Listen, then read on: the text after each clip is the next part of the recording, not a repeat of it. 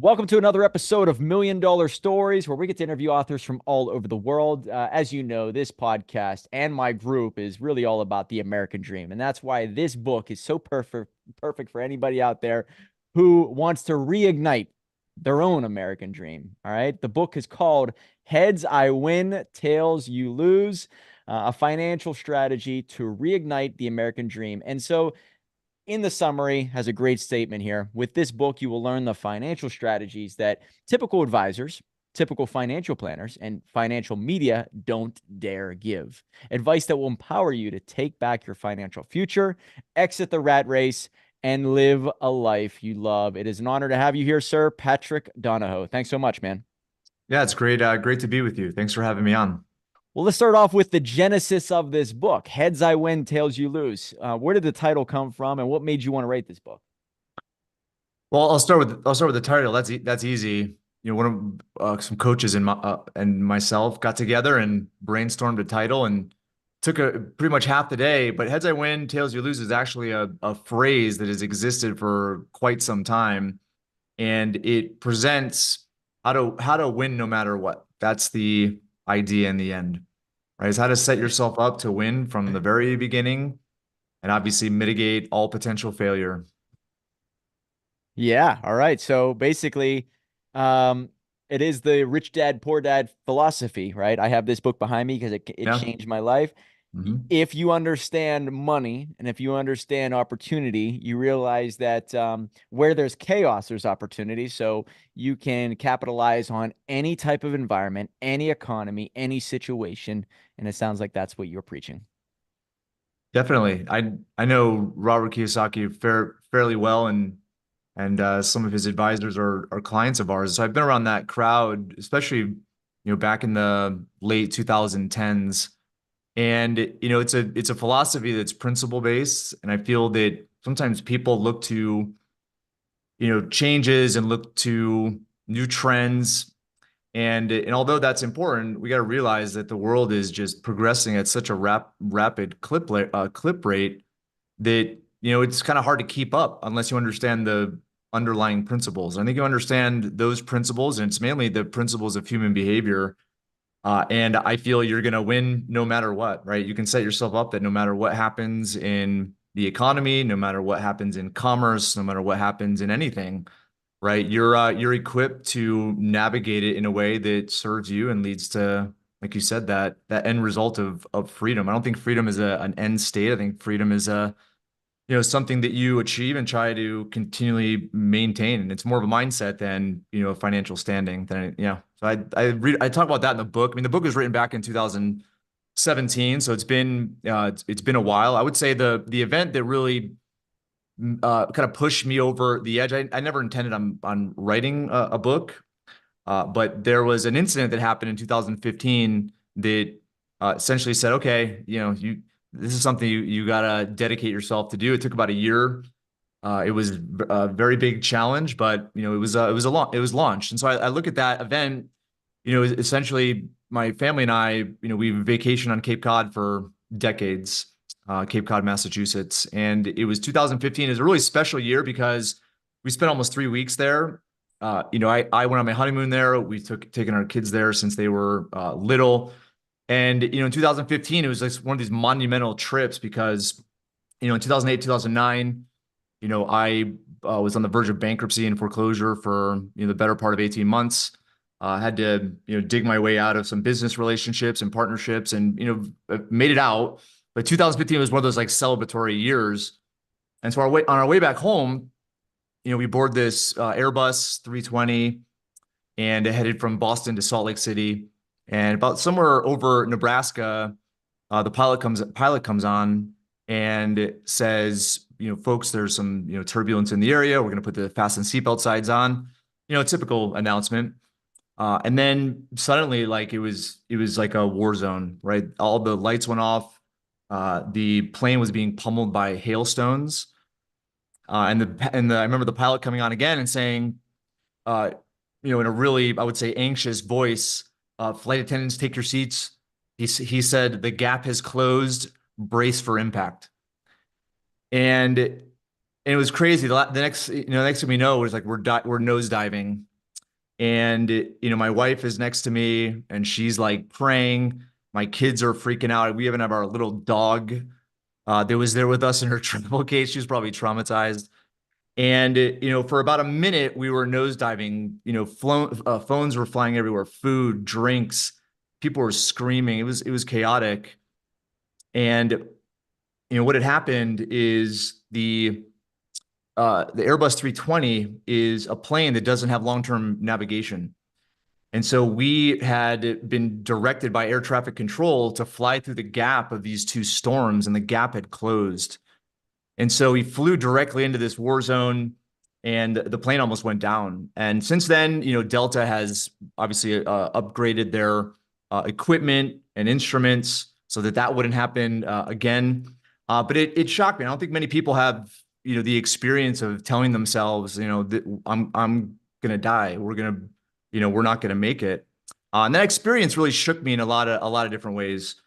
It helped me be a lot more present at home. It helped me prioritize a lot in my life. It made me really understand, the blessings and freedoms I do have. And it also pushed me to demonstrate that through a book, and I did a podcast for a number of years as well.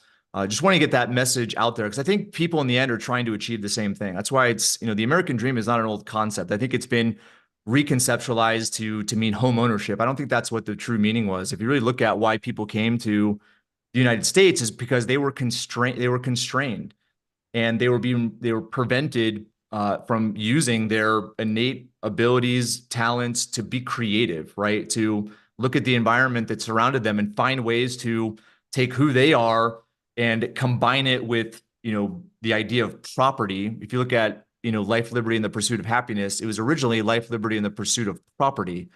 And that phrase came from a lot of the people that came over to the United States, right, who were looking to have property. And essentially, it's this connection of the human spirit and creativity to the actual, at that point, it was soil and dirt is like owning property. Today, it could be, anything from a book or a podcast or technology, right? But I feel that there's this innate, connection that's made of human beings to the physical world that we live in that we're just drawn to. And we want to make something and we want to use it to make a difference in the lives of others. And so if you really look at the roots of the American dream, that's what it is. And I feel that, the industrial age really started to dilute that meaning, right? Mhm. Where people were forced into, essentially a school system that was based on a Prussian system that was all about training factory workers. And we're still in that system today, right? So people are trained in school, even though the material has changed drastically over the years. We're trained to be in a hierarchy. We're also trained to, do what we're told and follow instructions. And so I think that's diluted the human spirit or that entrepreneurial spirit. But as you can see, no matter how much money we throw at public education and formal education, this entrepreneurial spirit just keeps going. I mean, look at the world we live in right now and what's been created just over the last 10 years. It's fascinating. All that came from a human being's creativity, their talents, brainstorming, networking with others, right? And then finding ways to be valuable to other people. And so that's what I believe, and I believe that to this day. That's what I've taught my children. It's how we operate the company I've run since 2007, and it works. I think people all want that same thing. They want freedom. Now, I do believe that freedom can't be defined in the same way for every single person. I think freedom has to really be defined by the individual.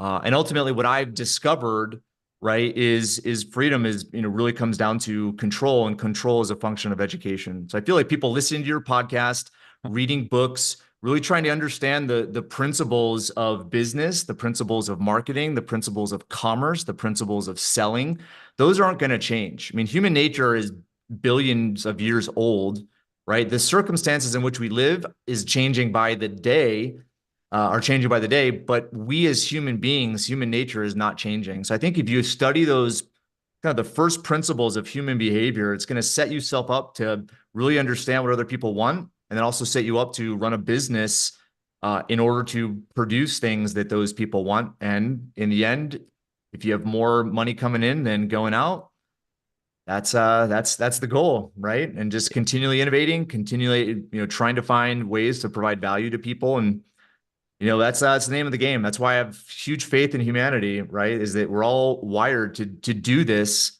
And I feel that what we're experiencing right now is actually making it easier, and more likely that it's going to continue on. Man, you're speaking our language here. When you're talking about the education system, I believe there are forces at bay that are trying to destroy the American dream, right? They're trying to dumb down people so they can be controlled. And, that's going to be able to wrangle maybe a bunch of people. But you're right. There are rebels out there who will break free. And the American dream is so alive in many entrepreneurs that they can create so many solutions and products and opportunities for others, right? They become the example to follow.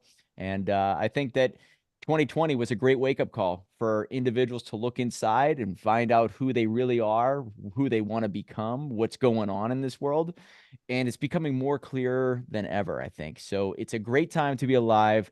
And whenever shit hits the fan, it's wild how people will come out of the woodwork and do things to combat those forces, whether it's Elon Musk buying up X. You see individuals creating Rumble, right? Okay, so sometimes technology is doing something that's somewhat evil. Well, you have other people out there to create something that is a different solution. So that's why I love the American dream and entrepreneurship. I have a philosophy within my company called think like an entrepreneur. If you do that at all times, you can win no matter what happens. You won't feel depressed. You could feel like you're in control. And so I like what you're saying. But 2008, 2009, I've interviewed many people. I've worked with them, multimillionaires, very tough time, but it did teach people about maybe where to go, what to do in the future. 2008 to 2015, what did you learn about yourself?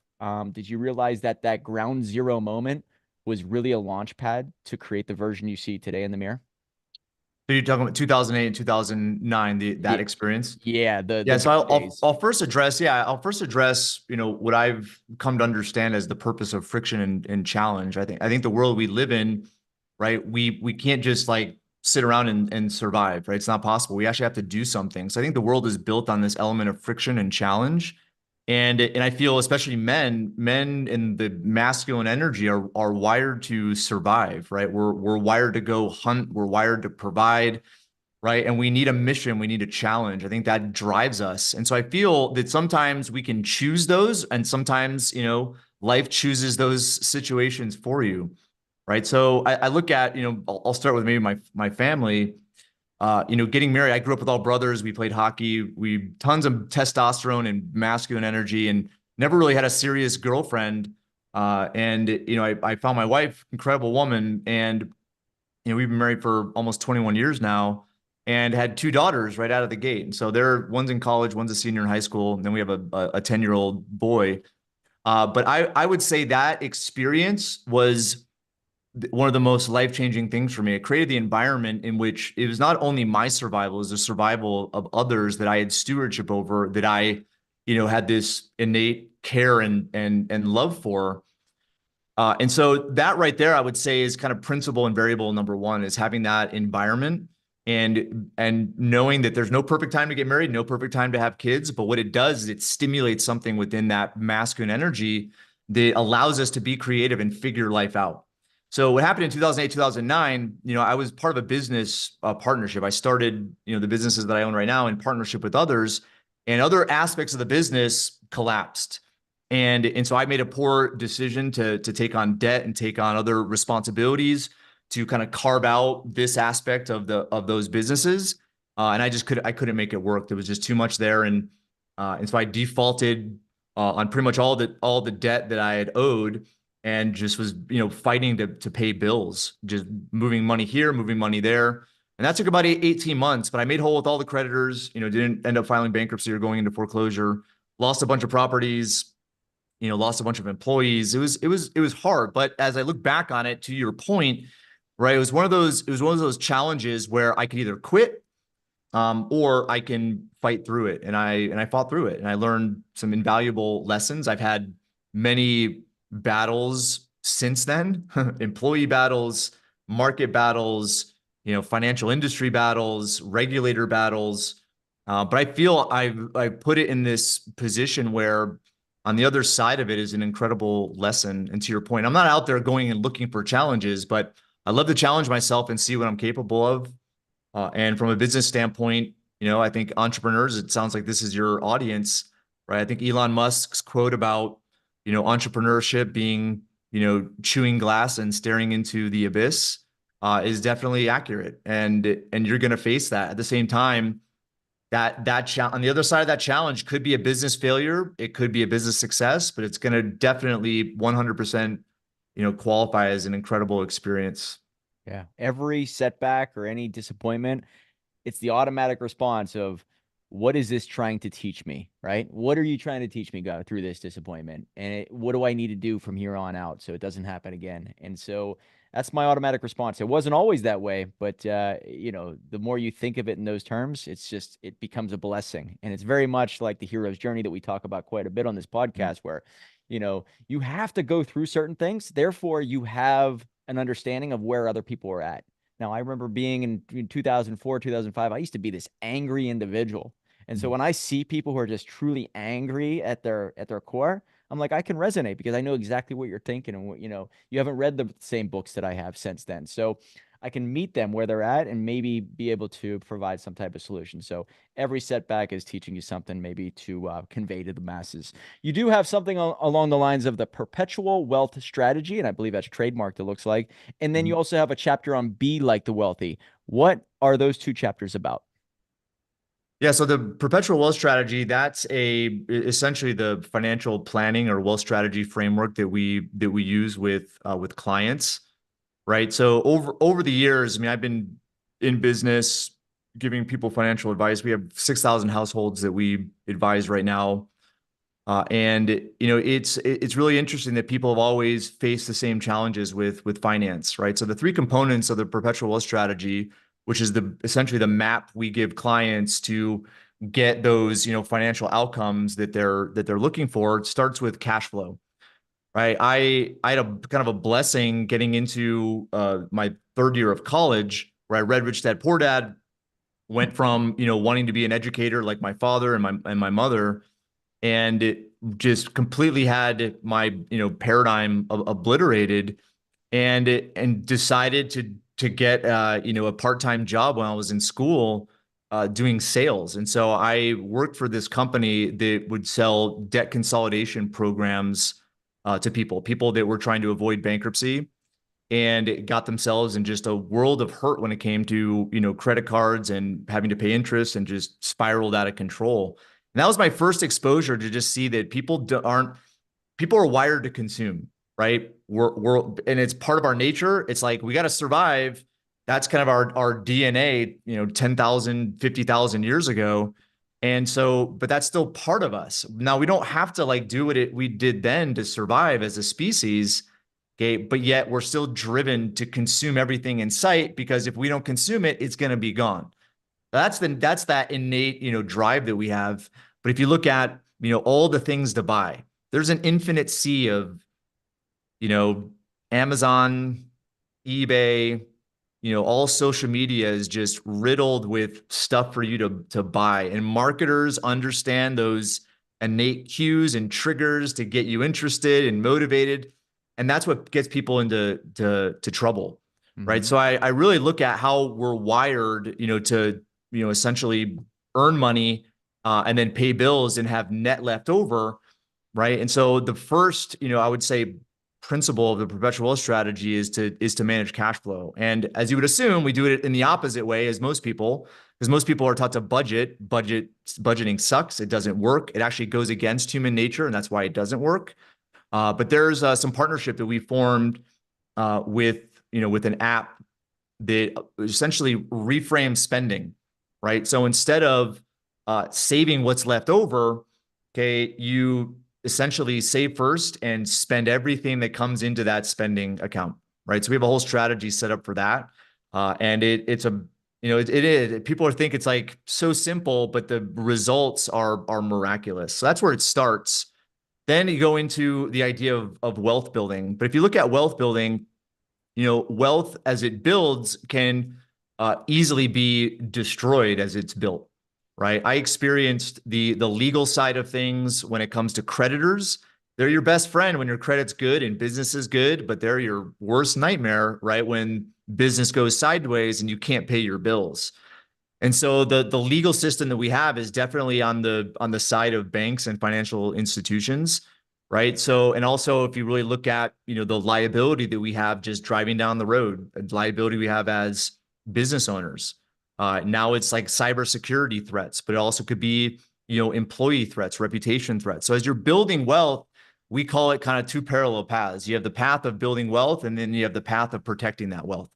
So that's the second piece, right? Is we try to protect the assets that are growing, just as much as we're focused on the assets that are growing. So really, the final piece is the wealth building side of things. So we created essentially this tool called the hierarchy of wealth, and the hierarchy of wealth is a way to classify the degree of risk that all of your assets have, as well as the degree of control, because a stock in the hands of Warren Buffett is going to be much less risky than a stock in my hands or your hands. So I feel that, the idea of education and control makes an impact on how you classify risk. So we have a tool that we use called the hierarchy of wealth that classifies all of your assets within a 4-tier pyramid. And so it's kind of like an upgrade or a modern version of, risk management or, modern portfolio theory. I don't want to go into those details, but essentially that's our strategy to build wealth successfully and plot out a map where you can essentially count on, if you do these things, this is going to be the end result you can count on. Nice. So that's the perpetual wealth strategy. What was the second question? And it ties in with chapter 8, be like the wealthy. And I think that, the wealthy just look at money completely differently than the average person. So I realized that by being in certain rooms, and I'm assuming that's what this chapter is about. But what is included in that?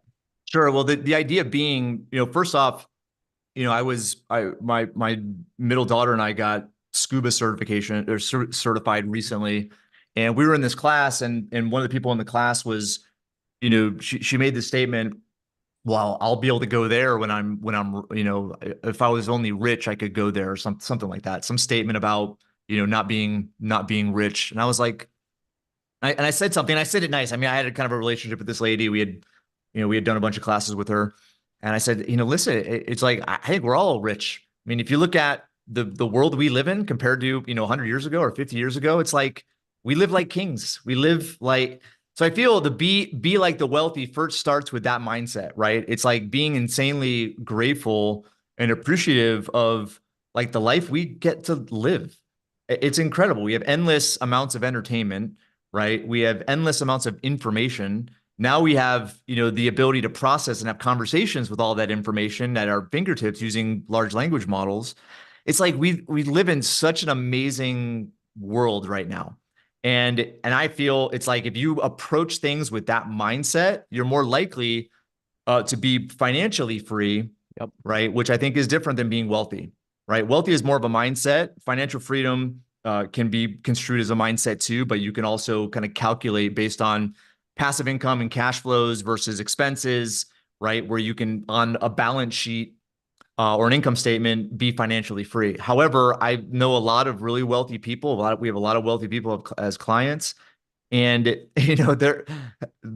I would say it's doesn't mean that they're wealthy, right? When they have a lot of assets, a lot of income, they're not financially free? They're not. You mean they're wealthy, but they're not financially free? On paper, the mind, mind is ultimately what creates freedom, right? And so I look at that way more than anything else. And that's what the chapter is based on, is once you understand and embrace that, right, then you go into the evaluation of opportunities, businesses, what you should do as a profession, which I think not everybody's meant to be an entrepreneur. Some people are meant to be a teacher. I think teachers can be they can create financial freedom and teach because they love to teach, right? I feel if people want to, play an instrument or be a musician, I feel that, most musicians, my brother is a musician, and he's struggled for a couple of decades, right? But it's a very, very difficult thing. But if that's your passion, that's your love, pursue that and find ways in which you can position your finances to enable you to do something that you're clearly gifted at. Anyway, so I feel like it's going to be different for everyone, right? But in the end, the mindset, I would say, is where we start, right? It's having exercises, having mantras, whatever I mean, there's a million books that teach you that. But being able to approach every single day with the mindset of like, man, I don't deserve any of this. This is amazing. Like this is an incredible world that I get to now experience for the day, for the next Yeah. 24 hours. Absolute gratitude, right? The Yeah. moment you're thankful for everything you have, it's like, oh my God, thank God I was born now rather than 200 years ago. So there's a great question I've been asked before, and now I ask other people.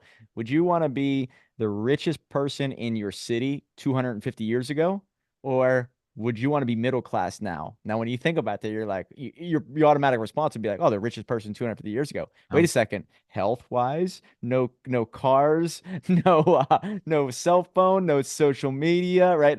Yeah. You don't want to do that. So like think about how much of a blessing it is to be born right now with everything that's available. So yeah, when you have that gratitude, I think you exude some type of energy. People Yeah. sense that, and most likely you're able to lead and manage people in ways that other people just can't even fathom. So Yeah. that's huge. And then the Yeah. fact of you just brought up a very good point. I know people who have multi-million dollar complexes, right? They're millionaires, right? They're in many people's opinions, they're wealthy, but they're not financially free. They're stressed out of their mind. They have to make a certain amount of money, and so they're not financially free. That to me really was apparent. I used to think that if you're a multi-millionaire, you're automatically financially free. That's not the case. Mhm. Bad spending habits, bad mistakes, right? Financially, trying to clear up a lot of debt, making that very well known in this book is really important. And you do have something in here about start, build, and prosper your business. In my opinion, I do believe you have to start with a passion. All right, that's me. What could I do for the rest of my life, even if it doesn't lead to wealth and riches? Therefore, I could force my way through these storms that I'm bound to experience. But also, what am I really wanting to give to the world? I think those are the two aspects that you have to start with. And then you start to create multiple revenue streams. Those are, part of my ingredient list. What is in your ingredient list? Well, that chapter is really about what I mentioned before, which Hmm. is, in my opinion and perspective has adjusted over the years. But I look at number one, like I feel all human beings are different, right? It's interesting to look at our, to hear our voices. Like my voice is different than everybody else's voices. Your voice is different than anyone else's voice has ever existed, right? Our faces, even though there might be similarities, right? Our stature, but our minds, our spirits, I mean, when my kids were born, right? I remember like they had, distinct personalities from the very time they were born, like all distinct. And there's certain things that, my oldest Hannah, like, it's like, I mean, I talked to her, about 2 hours ago. She's down at college right now, but it's like there's still things that I remember her doing when she was 3 years old, right? That she does now in ways she speaks. So I feel we're all distinct, we're all special, we're all different. And so I look at, pursuing that and doing that as often as possible, expressing that for the benefit of others. Sometimes you can do it within a business, but sometimes you can't. I mean, I think it's more likely today to be able to do it, right? At the same time, look at sometimes you need to establish a profession, establish a way to make money so that you can experience as much time as possible doing what you love, because that's likely going to be a biggest benefit to others. Now, sometimes what people end up doing is trying to make a business out of it, right? Too soon, right? And that's where I feel there's a lot of risk there. But there's always ways in which you can explore turning, your strengths, your uniqueness into something that's valuable for others. I mean, around the corner from where my office is, this is a whole industrial area of Salt Lake City, and they built this, essentially this huge and warehouse, gutted it, and put about 10 different like restaurant kiosks in there. Because obviously restaurants, I mean, you got to love your food or love doing restaurants because there's not much money in restaurants Yeah. unless you own franchises. But people go out and they put all their life savings into it. They leverage their home, right? And they just roll the dice and have to sign a long-term lease and all the equipment.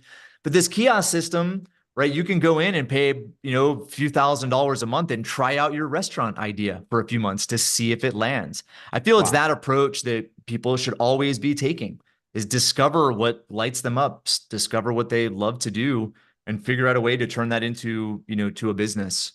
And I think that provides, some of the best fulfillment. But at the same time, it's like the world continually changes, and what you have connected to people in the past, that has created income, that has created a business, may not be viable anymore, right? So you always got to keep up on it and keep a pulse on it. It's this never ending, game. But I feel that's the design of life, right? We're not meant to like get into this, groove and suddenly the rest of life is good. I feel we're always, until we die, I feel we're always going to be tested and challenged, and there's friction, but that's a good thing, right? It just allows us to experience, the spectrum and polarity of life. But I feel doing it through a business, right, is just one of those special things where you take something that, is innate within you, you bring that into a vision, and you employ people, or, enroll them in that vision, and then carry out that vision. I mean, there's nothing more special than that. Now, the statistics are not in the favor of doing that, but that's why I'm saying it's like, learn from the structure and principle of business first,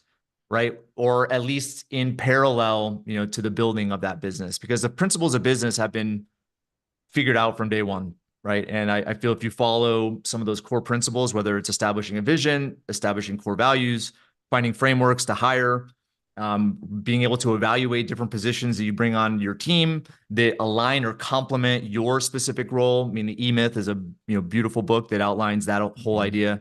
I don't know. I think there's lots of tools out there, so people are not just like rolling the dice and betting the farm on taking their passion and drive and what they feel is their mission and bringing that to the world. I've seen a lot of failure, but I've also seen a lot of successes. So again, going to the very beginning of our conversation, it start with the principles that will never change, and then apply those to the circumstances at hand, which are always changing.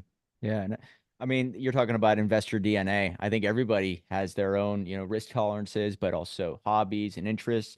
I've been Yeah. around multimillionaires who will say the complete opposite of me, right? And so I don't think anybody's really wrong. It's based off of, your own personality. Dr. Joe Dispenza, I don't know if you follow him at all, but he always Yeah. says your personality creates your personal reality. And so your personality really does matter. And so I had to build a business that I loved because I want to do something that's, part of my personality. But when I make money from that, I'm smart enough to put it into things that I'm not passionate about, but I know Mhm. are smart businesses, such Mhm. as self-storage. And then I look at them like, oh, that's cool, but I don't even want to see inside of one. I don't even want to. I don't care about the bricks or the roof or any.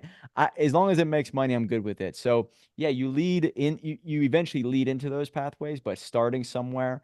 That's usually the hardest part. Where do you begin? And I believe you begin with the end in mind. How do you see yourself being remembered years from now? Do you have any tips or advice for anybody to get started? Is it based off of, your vision of that dream obituary, if you will, or what would you say to somebody listening? Well, I mean, interesting enough, I have kind of like a vision wall thing on, right in front of me that I look at, pretty much every day and have for years, that says today is your legacy. And I think I learned that lesson, with, that almost plane crash, back Yeah. in almost 10 years ago.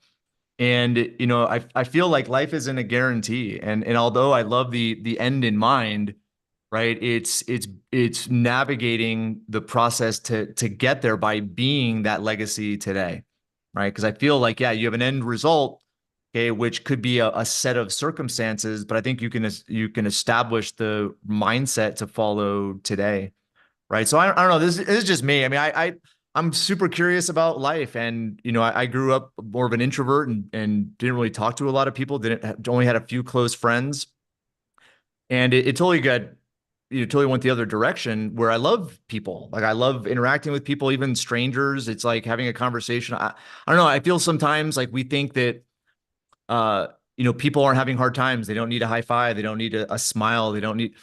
I don't know. I just think that the human family, if you want to call it that, I don't know. I think we're meant to interact with each other, no matter our differences, how we look, what political systems that we subscribe to, and I don't know. I feel that, just a smile or a handshake or a high five or a subtle conversation, I think goes a long way. And I think that's part of legacy, right? And in the end, it's like, are your kids ever going to remember, the money that you left them? Maybe, but they'll remember the principles you taught them. That's why I always try to focus on, okay, what are the core principles of life that haven't changed?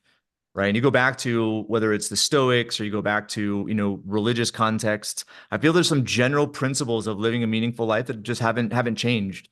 And it's sticking to those and again applying those to the modern world that we live in.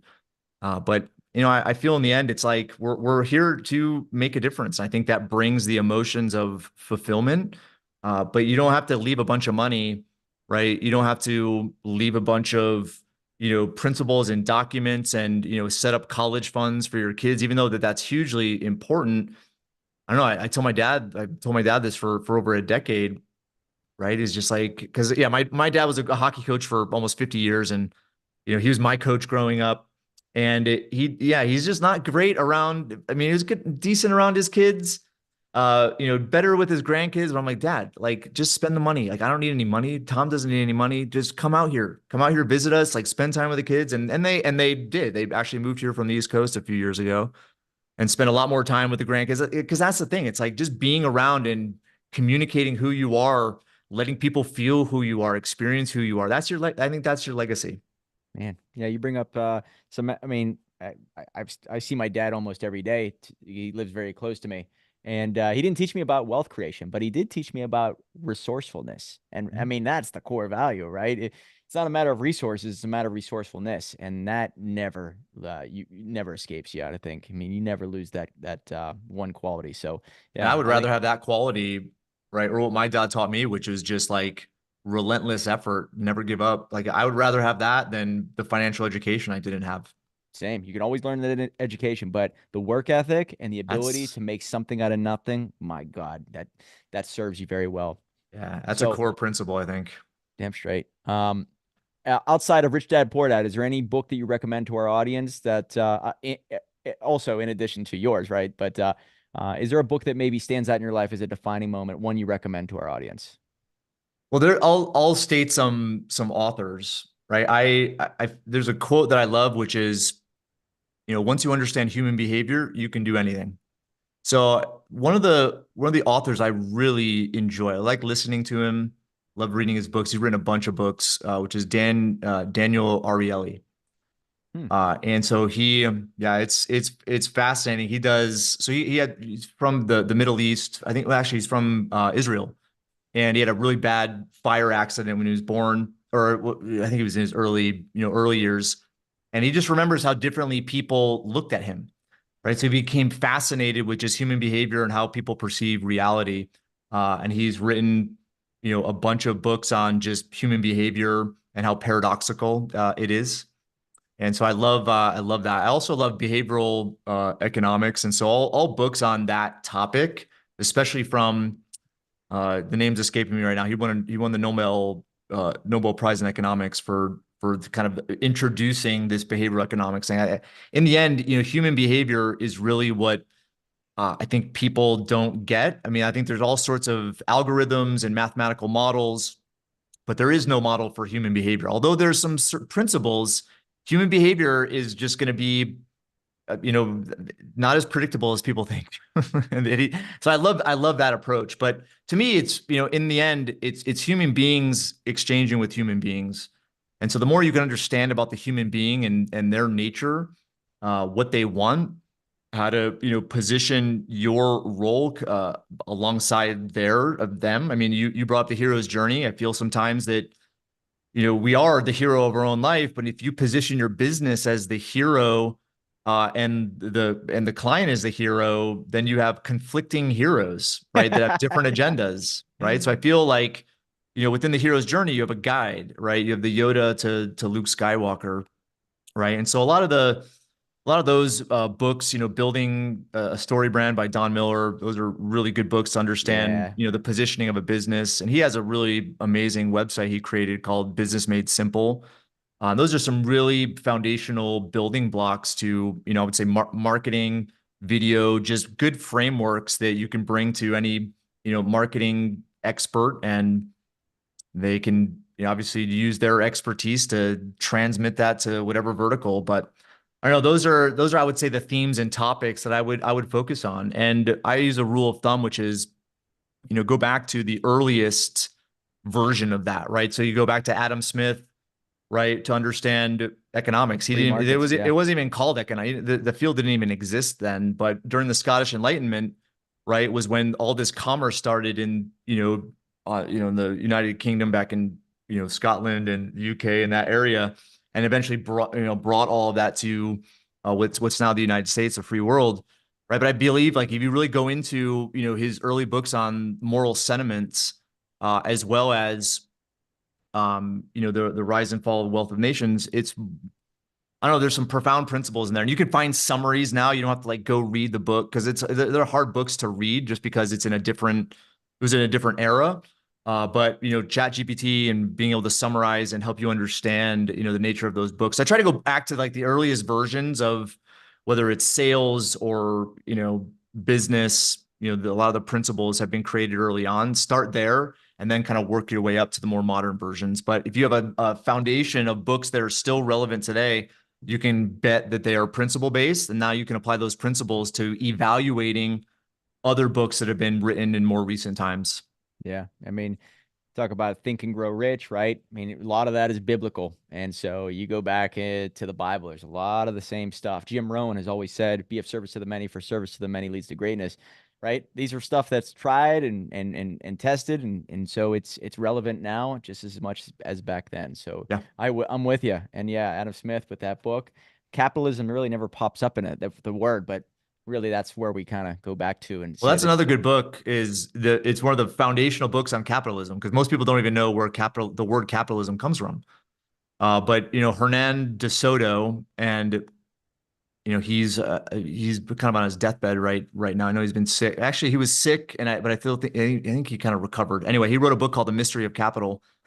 But capitalism comes from the root of the word cattle, right? And the foundation was, a cow is just a cow, but people turned it into cattle and turned it into, a way in which they can extract out of the cow multiple different means to provide value, right? So it's kind of taking from, the organic world, whatever that might be, in your perspective, and using, the human mind to find ways in order to extract from that to provide value to others.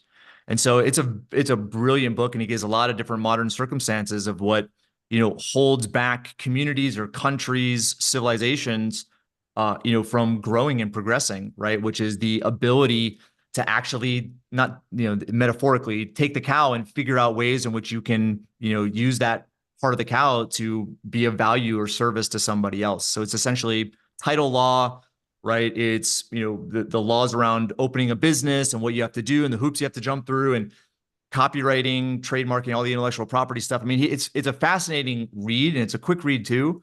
But yeah, Hernan de Soto, The Mystery of Capital, one of those foundational books that'll help you understand capitalism at a non-political level because it's obviously been politicized. I'm going to check it out. Interesting. Yeah, when you're talking about the hero's journey, I think it's your moral obligation to become the hero of your own story so you can be the mentor or the ally in someone else's. I guess that's the best way to put it. For sure. Are you still in Salt Lake City? I'm looking at your bio. Yeah. So I'll be at an event. Scott Orson, are you familiar with a guy named Scott Orson, the Red Suit Realtor? He's pretty big in that area. Mm-mm. Okay, so he has an event at the Hale Center. Do you know where that's at? Yeah. Yeah. It's So about 20 minutes away. yeah, so Tuesday, I'll be there speaking. 500 people. It's the world's largest real estate bus tour. Please stop by if you can. All right. I'm at the I'm be at the Montage in Laguna Beach for a conference. So Oh, okay. Well, never mind. But yeah, I'm that's going okay. right in there Monday. Yeah, And if you're ever out here, my office is just right downtown, right off the main road that comes into the city.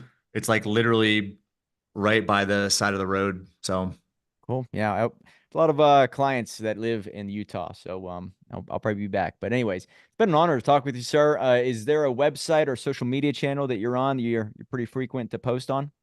Yeah, just we haven't been super active in marketing for the last few years. But you can just go to our website, paradigmlife.net.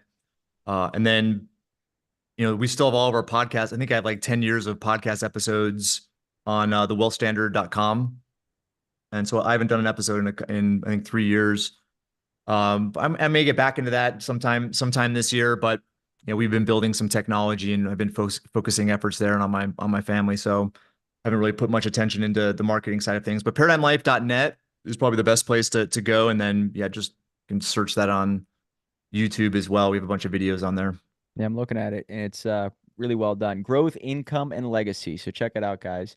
Yeah, in his book on Amazon, if you want to pull it up there, he has I think it was 220 reviews. I'm going to pull it up. Yeah, 210 ratings. It's resonating with the world. It's done in 2018. Heads I win, tails you lose, a financial strategy to reignite The American Dream. Patrick Donahoe, thanks so much for being here, man. Yeah, it was a pleasure. Thanks for having me, and thanks for the conversation. Remember, guys, $1 million book will lead to $1 million life. Right on.